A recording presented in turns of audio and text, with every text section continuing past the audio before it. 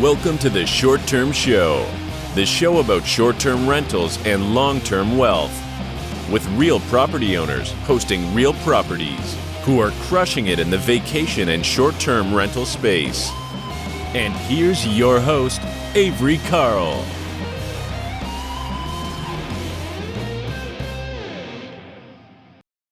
Did you know that we're officially back in a buyer's market? That's right. Even though interest rates continue to rise, they are causing prices to fall. So there's finally room for you to do regular real estate investor things that we couldn't do for so long, like gasp, negotiate, make lower offers, ask for sellers to cover some of your closing costs. So it's a really great time to buy in terms of being able to get a lower purchase price and being able to negotiate. So if you're looking for your first or next short-term rental, it's a perfect time to reach out to us at the Short Term Shop. Let our team of agents in any of our true vacation market destinations help you find the perfect investment. Jump on over to theshorttermshop.com and click Get Connected to get started. We are brokered by eXp Realty. See y'all over there. Hey guys, welcome back to another episode of the Short Term Show. I have a very exciting guest today. I'm fangirling totally. I have Anurag Verma from PriceLabs, which everybody always asks a lot of questions about. Hey, what's in your tech stack? So we talked to the property management, service that we use, property management software that we use a few weeks ago. Now we're talking to the pricing tool that we use. So, really excited to have him on today and to hear everything about PriceLabs. How's it going, Anurag? Good, and thank you so much, Avery, for that glowing introduction. Very excited to be here. Have been hearing about you guys for a while now, so very excited to be finally here. Yeah, I'm a fan. I'm a super fan. We use PriceLabs, so I'm always happy to interview and kind of give you guys a whatever small platform that we have to say hey, this is why this is great. And so happy to do it. Always happy to send business to things that have worked well for us. So totally appreciate you coming on. Good to hear. Yeah, thank you. All right. So for those who maybe aren't familiar, there's actually a lot of people out there, a surprising amount actually, that don't use pricing tools. So let's start at the beginning. What is PriceLabs? Right. So PriceLabs is a dynamic pricing and revenue management software. that sounds a mouthful, but think of it this way. When during your peak season or a big holiday coming up, when everything else is getting booked, you can charge higher than you normally would. And in your low season, unless you lower your prices, you're not going to get booked. So it's a lot of times, at least 10 years back, this was normal, where every vacation rental would have the same price all year round. And what would happen is during high season, things would get lapped up 6 months out. And during low season, hardly anybody would book. By moving the prices up and down on both sides, not just increasing prices when the demand is high, but also lowering it when the demand is low, what we're trying to do is improve how much revenue you can make out of your property. And there's a lot of nuances there. So it's not just by season or by day of week. There might be a holiday that you know about, or there might be an event that you did not hear about that's causing a lot more people to book. And you could raise prices for it and get more out of it, right? There's also how much time there is left. So right now, July, which is peak season for a lot of beach properties or even otherwise, with summer vacations and everything, July is 3 months out. And right now, you might want to say, hey, I want to sell my property for the second weekend in July for $500 a night. But if it's still not booked and you are 2 weeks away, you might say that, okay, now the remaining people who want to book is a lot fewer. And depending on how many properties are out there still unbooked, you might say, okay, let me try to reduce my price now and be competitive. So it's not just changing prices by season, but changing it over time as well. All of that comes as a part of dynamic pricing. Revenue management is a little wider, where it's not just about pricing, it's also about stay restrictions. Today, you might say, look, July is 3 months out. I want to get long stays. I don't want to take a 2-night booking this far out. It breaks up my calendar. Once you get a 2-night booking, say you get a 2-night booking for July 3rd and 4th, people who are going to book a week-long stay are not going to be able to book you anymore. So what can you do there? What you can do today is you set a minimum stay of 7 nights. And as you get closer, you reduce that minimum night to say, if I'm still not booked, I'm okay taking shorter stays, but this far out, I don't need to take a short booking. And of course, the numbers depend on the location, whether it's $500 or $300, whether it's a 7-night minimum or a 4-night minimum. It all depends on what kind of demand you get in the location. So I'm giving example numbers. Don't set your minimum stay for July to 7 nights without checking the numbers in your area. But that's kind of what we do, right? Like we provide recommendations and then we provide automation to make those numbers live on your properties, either through a property management system or directly via Airbnb and Verma. All right. And so what all is this platform analyzing when it goes to set prices? So it's looking at events, it's looking at maybe historical pricing. What are all the things that go into this analysis? Yeah, so we look at data from Airbnb, Vrbo, and Booking.com. And what we are doing is every day, and also hotels on Booking.com, right? So what we are doing is every day we go in and see what properties are available at what price. And so we have built sort of this history of each property to say, in this location, properties last October were booked 80%, and in September were booked 70%.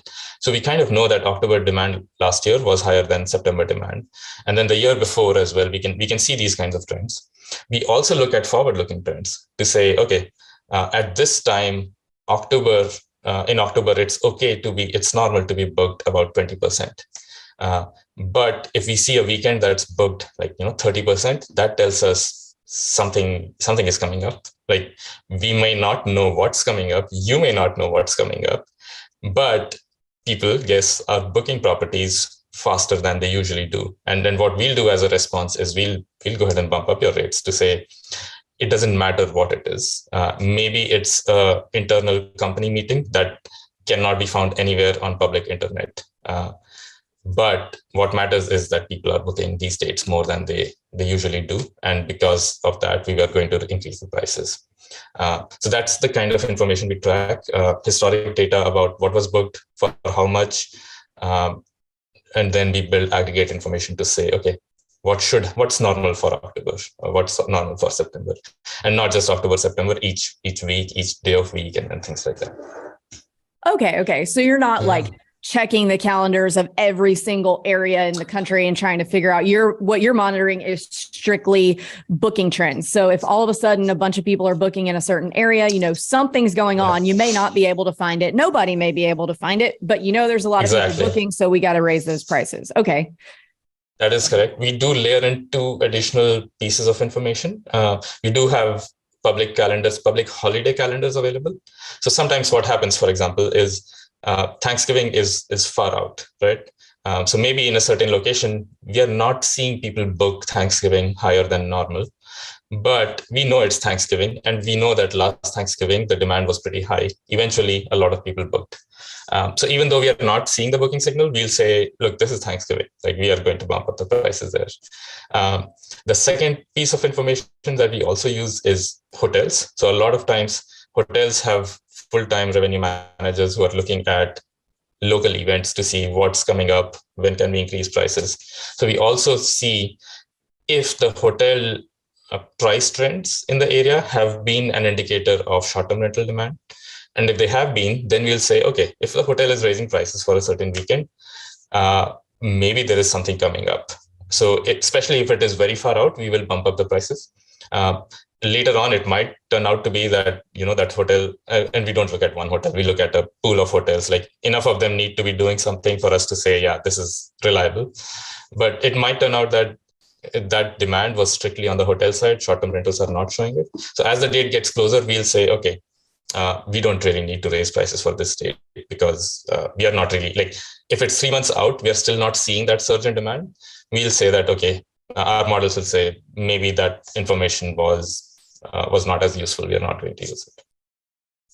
Okay. That was going to be my next question, is how that hotel data ties into the short-term rental data. Yeah, it's primarily for outliers. Like hotels, if you think of it, tend to have slightly different trends per se, depending on where you are, of course.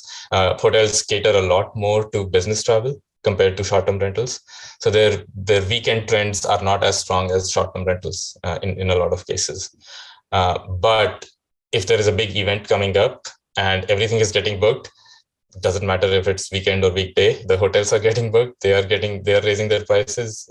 Short-term rentals might be getting booked. So when we see that, like 11 months out, 3 out of the 10 hotels in this area have raised prices by some amount, we might say that it is a soft signal that something might be coming up, especially when it's 11 months out.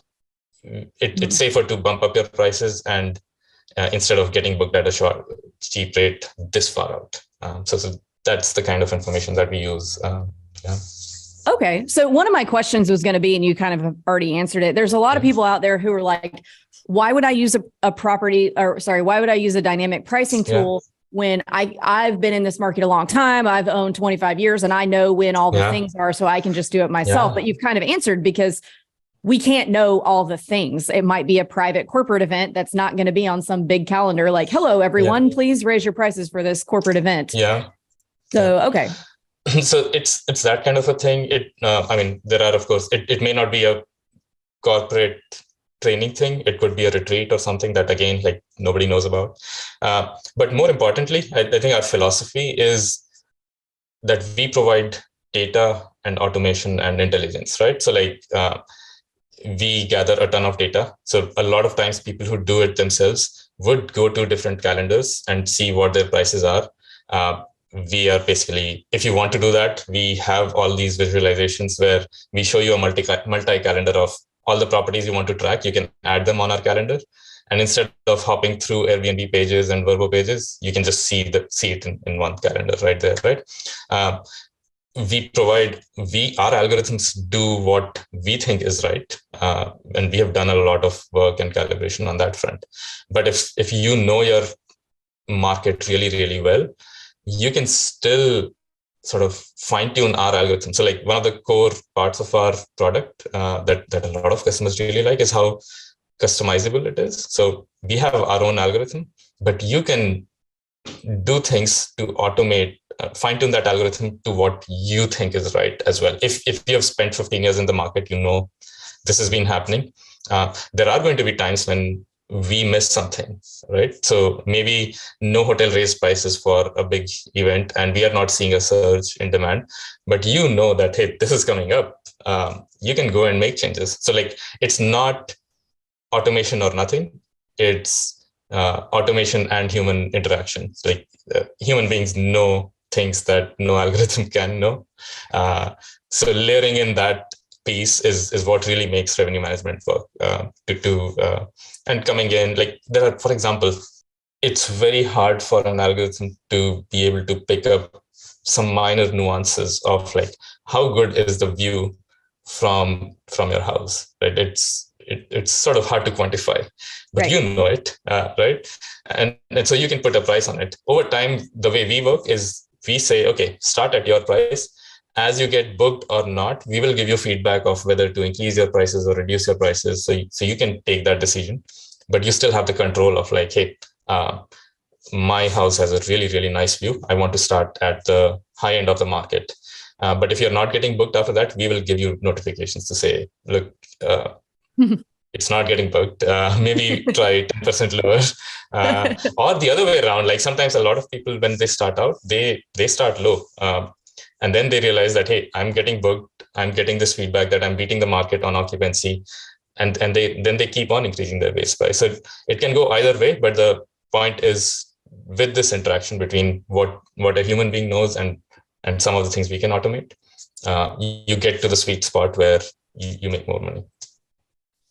That is probably the most self-aware that I've heard any data company CEO be about. Like, there's the numbers. Yes, you have to start with the data, but there's also like that human interaction piece, that there's some things that numbers can't know, that computers can't know, like a view, for example. Or I see it all through all facets of this industry. Of people will say, but the numbers say this, and But if you were to change X, Y, or Z about the property, then it would be an entirely different scenario. So I see people pass up deals all the time because they're like, well, the numbers don't work on this. But what if you changed this storage room into another bedroom? Then would they?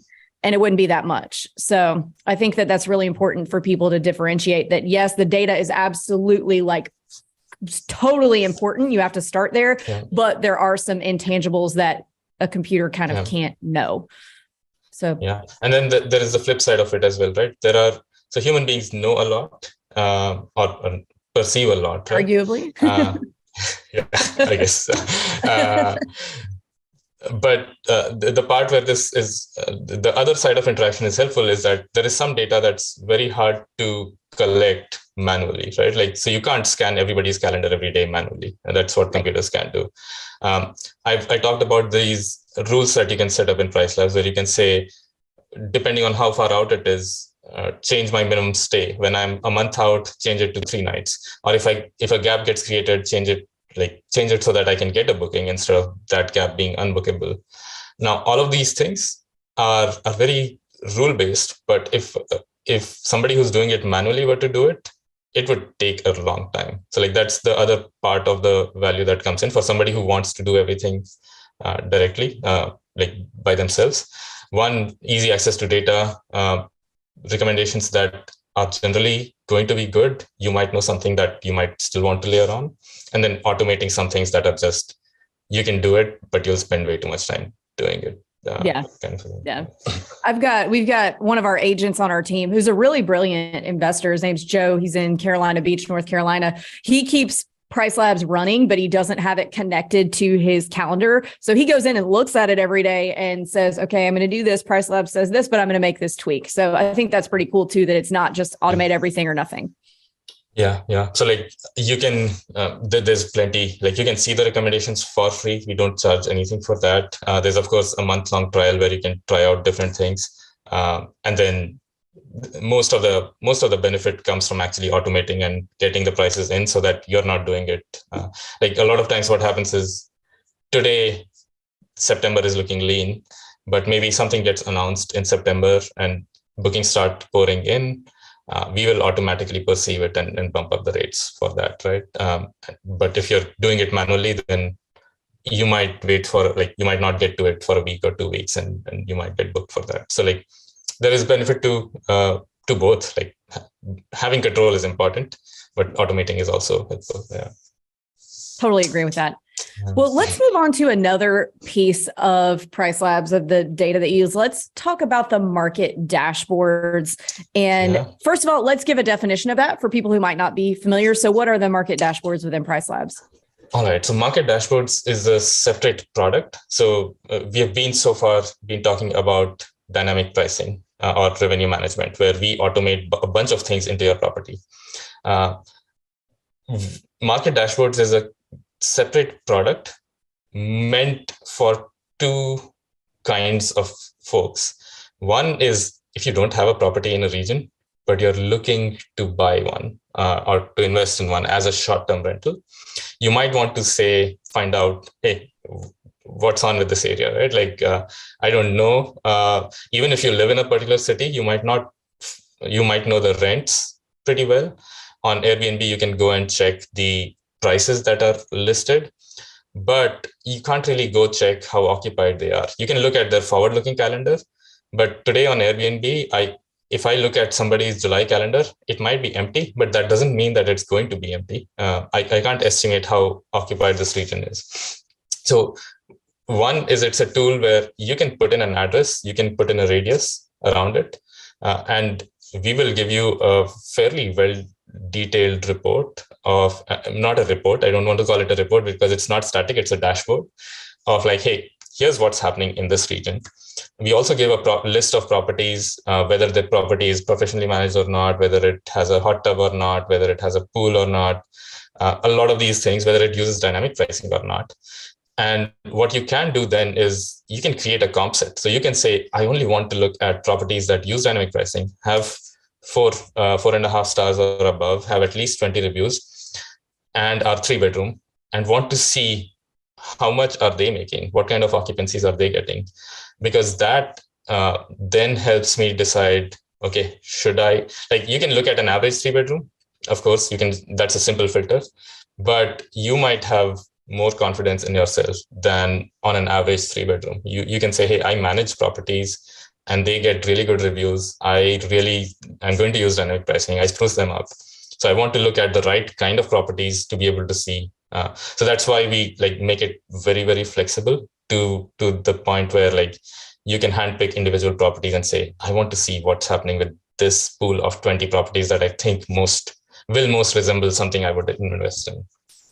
So that's one purpose. The other is for if you're a revenue manager, or if you already have a property, but you want to get a lot more detailed in understanding what kind of cleaning fee do people charge in this area, what kind of cancellation policies do people have, what kind of length of stay is common. In dynamic pricing, we give recommendations directly, but here you can deep dive into a lot more data as well if you want to. But primarily what we see is people use it to explore a new market that they haven't seen yet.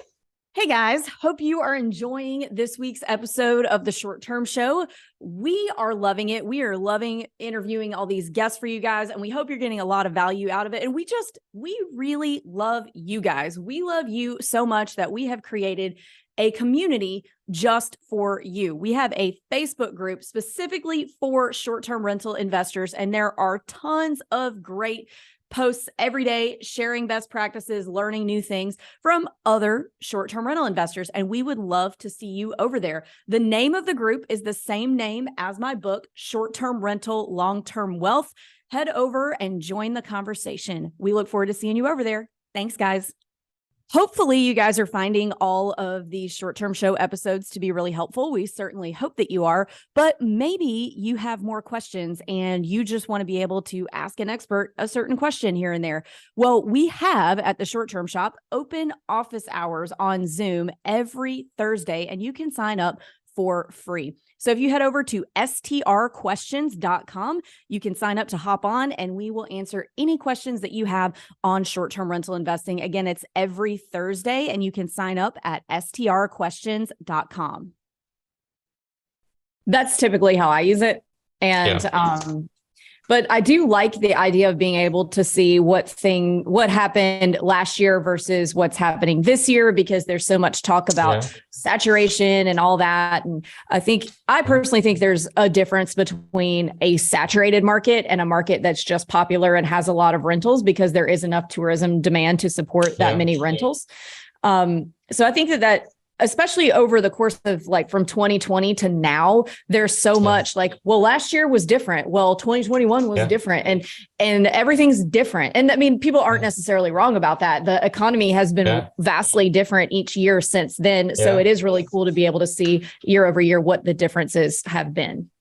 Yeah, this is, this is one of the questions we kept getting over the last few months, I would say, that, hey, look, the economy seems to be going down. Airbnb, there are so many more Airbnb properties now that there is oversaturation. So the question we kept getting from a lot of our customers was hey, what is happening in the market, right? There are two ways to solve it. One is we put out a report or do a webinar and show it. Our general preferred method seems to be, let's make changes to the product so each customer can answer this for themselves in some way. So if you use dynamic pricing, we have data for your market where we show you how is the occupancy for each date in the next year looking like right now. And what we did, we've always had that. What we did is we added another line to say, how was that line looking last year? So think of, let's say, July 4th. In Gatlinburg, I can today go and see how is July 4th trending in occupancy, and maybe it's looking like 25% booked or 30% booked. I can also then overlay a line that says, how is the July 4th occupancy? How was it last year on April 11th, 2022? And maybe it shows that it was 35%. If that's the case, then I kind of get to know that, okay, last year I was booking stronger than my area was booking stronger than it is this year. things are actually slow. I actually happened to look at Gatlinburg right before this call, and both summer and fall are this year trending above last year. Oh, really? Just slightly above, but they were above. It's still above, because it's everybody's favorite thing to say Gatlinburg's over. So I hope y'all listen to that. Yeah, but more importantly, like if you use PriceLabs, just go into, when you look at your calendar, there's a tab called neighborhood data. Click on that tab, you will see all of this data. You can get your answer for your particular part of Gatlinburg and not just the entire Gatlinburg, right? Because that's also important. It's like each micro area behaves differently, and so you want to be able to answer it for your own neighborhood in some ways. So how far back does the market dashboard data go? 1 year? Is just 1 year over year, or does it go back further than that? Today, they go back 15 months. Okay. We have been getting requests to go back 2 years, just so that you can overlay 2 years of data and see, like what's different, what kind of trends are staying the same, what kind of trends are changing, and things like that. But yeah, today they go back 15 months. Okay, awesome. And I mean, by going back that far now, it's almost becoming like a true analysis tool rather than just a dynamic pricing tool. So it's almost like another AirDNA or something like that. A lot of our customers use us either as a replacement, or they never had used AirDNA and are starting to use this. They're also like a lot of, because when you're looking at investing in a property, it's not a small decision. A lot of people prefer, and I think rightly so, to look at multiple sources of data, because there are two reasons for this. One is Airbnb.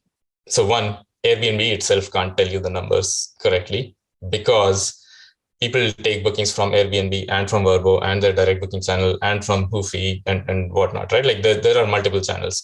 So for any property, Airbnb doesn't know how much is this property making, because they get some bookings and the rest of the days are blocked because it got booked somewhere else.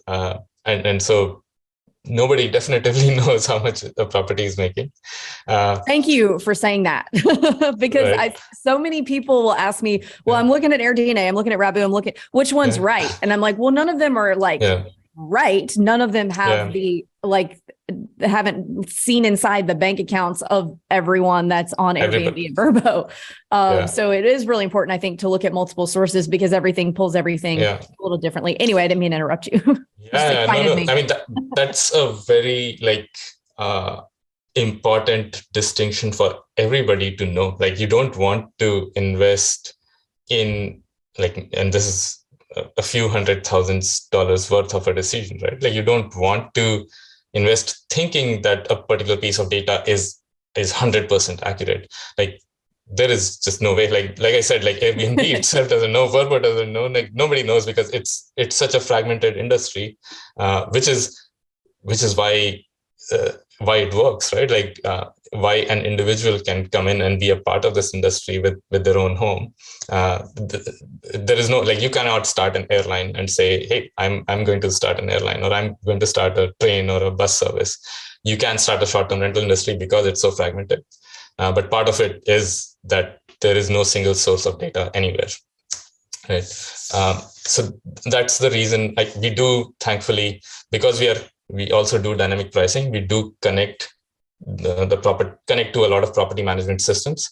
So for a lot of properties, we get the true amounts, but not for every single property. We do use this kind of data that we get to improve our models, to say, okay, when we are estimating the revenue of properties on Airbnb, how far off are we, and improve those models. But nobody knows. For every single property, nobody can know what the true amount is. So there it becomes important to look at multiple sources, and sort of triangulate to say, okay, this seems to be at least have some level of confidence from, say, like if three sources are telling the same thing, then you build some confidence in it. Whereas if and even there, it's useful to use your intuition and see, like, hey, for this price, if this home was making this much, everybody would be wanting it. Why are these people trying to sell it, right? Like, Right. so always have to whenever making a big purchase, you have to think of all different scenarios and questions. Yeah, absolutely. And so what's the cost for PriceLabs right now? To be honest with you, it comes out of my account every month. I don't pay attention. So for those who are not current subscribers, what's the cost for it? Right. So we talked about two products. The second product we talked about is the market dashboards. There, the cost is $10 per month if you put an address and say, I want the closest 1,000 properties, which works for a lot of markets that are not very large.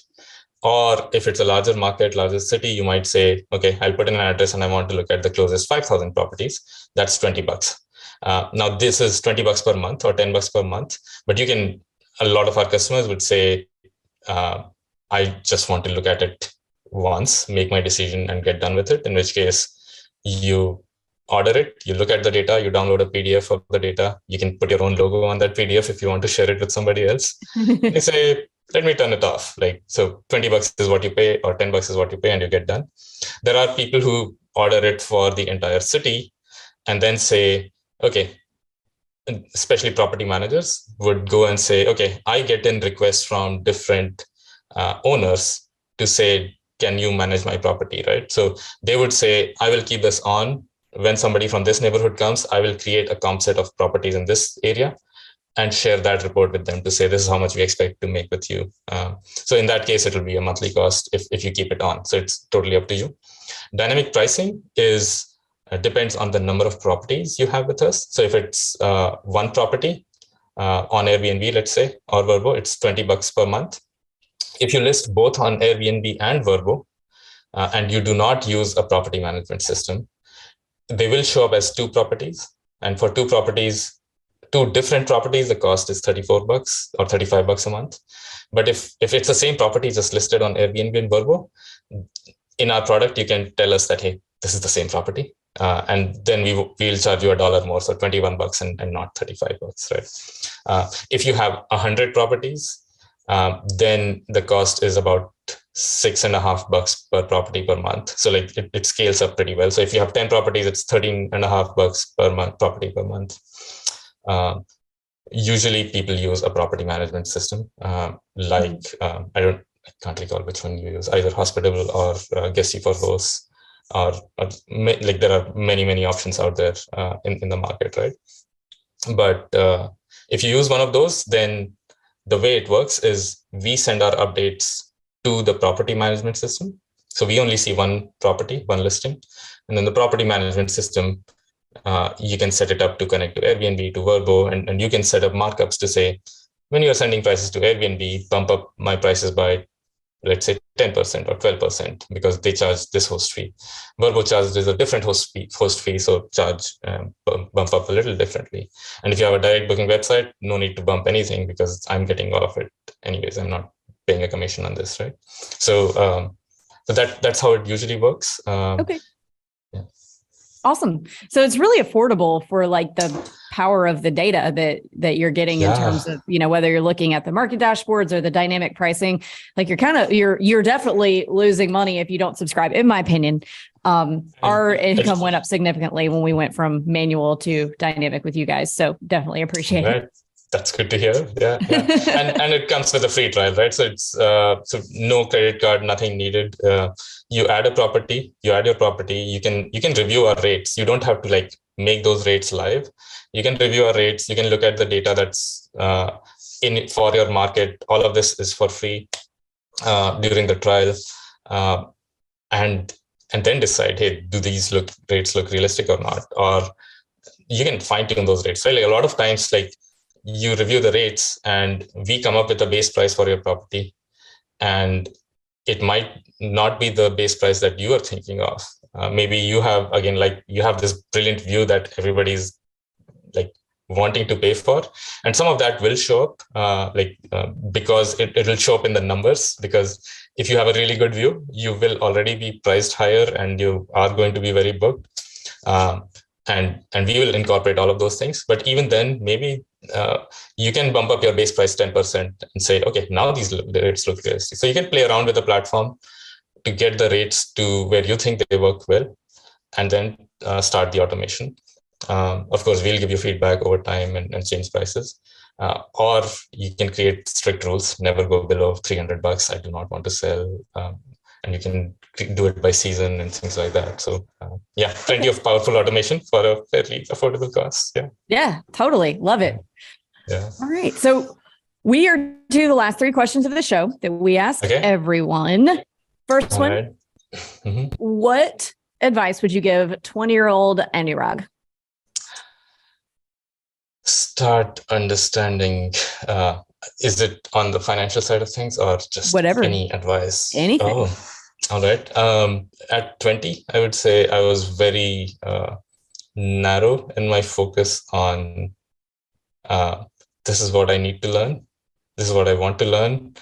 Do not want to touch anything else. I think I would be a little more open to like, hey, this may not seem useful right now. I would still want to learn it, kind of a thing.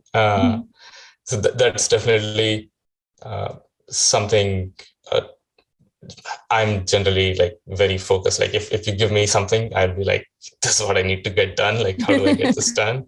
I would want to start inculcating that habit of learning more things, even if they don't seem immediately useful right now. Yeah, and finance is one of those, right? Like I talked about this, but like at 20, I barely knew anything about money. So I think that's most young people are that way.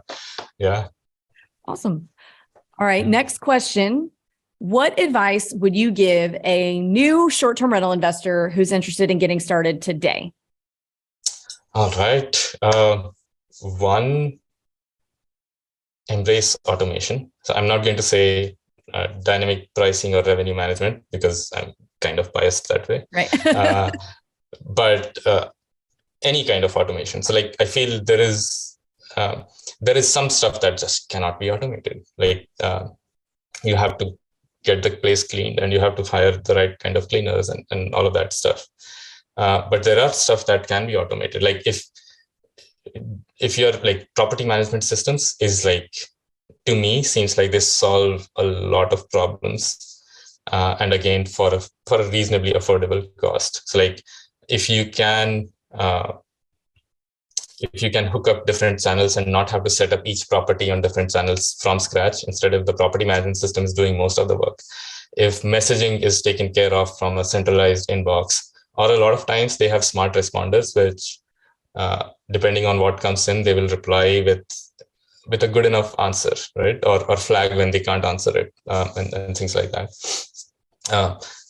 Pricing is as well, like do a lot of research, try out the different free tools available to see, or free trials available, even if the tool is not free. Free trials available to see, what's happening in my market, right? Like, should I increase my prices for summer? Or like a lot of times people think summer has got to be the high season. There are plenty of locations, especially in cities, where summer is actually, people go outside the city. So the cities end up becoming in summer, not the high season, but the shoulder season in some ways, right? So like looking at the data helps you understand some of these intricacies a lot better. So like look at data, generally like being tech savvy or getting help on figuring out all of this tech is definitely something. Like there's plenty of stuff. There's so much tech around, it can get overwhelming. But again, there's so much YouTube tutorials or like just help articles and books available that you can like get a hang of things. Totally agree. Great advice. And last question, this one's a little more fun. What is your favorite book that's impacted your mindset? Only been reading kids' book for the last 5 years. That has definitely made an impact. Yes, I hear you. Dogman is the rage these days. I don't know if you've heard of those. Don't know that one, no. Yeah, for first graders, it's the book to go to. No, I'm trying to think. Oh, sorry, tough question. I know it is. There's so many. I generally like reading a lot of history books, and primarily because even though there is no direct impact, it gives you a perspective of like how small all of us are. Like in 1,000 years, nobody will care about much about what we are doing right now. So like, don't take yourselves too seriously either. Right. So I don't know if mindset wise, that's the right kind of impact that you want to look for. But, history is important. History is very important. Yeah, but it helps putting things in perspective, right? Like there's plenty of very hardworking, very smart people who have done so many things in the past. Like it helps place your own self and your ego in check to say, okay, I might be onto something, but there's been like this is not new. Plenty of people have been onto plenty of things in the past. Right. Okay. So history books to help keep you humble. So got it. Yes. Also great advice. Yeah. All right. So if our listeners want to follow you, want to sign up for PriceLabs, how do they do that? Yeah. So you go to pricelabs.co. That's our website. And on there, you will see a sign up button. You will see there is a resources section, which I think is fantastic. It has training webinars. So you don't have to create an account to see what it looks like. We do live onboarding sessions every day, and you don't have to have an account to join it. You can just join an onboarding session, and there is somebody from our team who's leading that session. Usually between 10 to 20 people join every day, and you can kind of see like everything that I've talked about. You can see it in action during that onboarding session. Get your questions answered, and then decide, hey, is this for me or not? Right. So you can do plenty of that. There is our support team is fantastic as well, if I can be humble about it or not humble about it. So we have, if you reach out to support@pricelabs.co or by email, like you will and ask questions, you will get the right kind of resources, or the right answer there might be that, hey, this is an intricate question. Like, how about joining one of these onboarding meetings to help go over it, right? But yeah, either of those will work. Like create an account. When you create an account, we'll automatically show you that, hey, join a training session here. And in the product itself, there are guides to help you set things up. You can just join an onboarding session directly to learn more. You can email our support team, and they will get back with more information. Awesome. So we'll drop all of that in the show notes. And Anurag, thank you so much again for coming on. We'll have to do this again sometime. All right. Sounds good, Avery. Thank you so much for having me. Yeah. Thank you again. All right.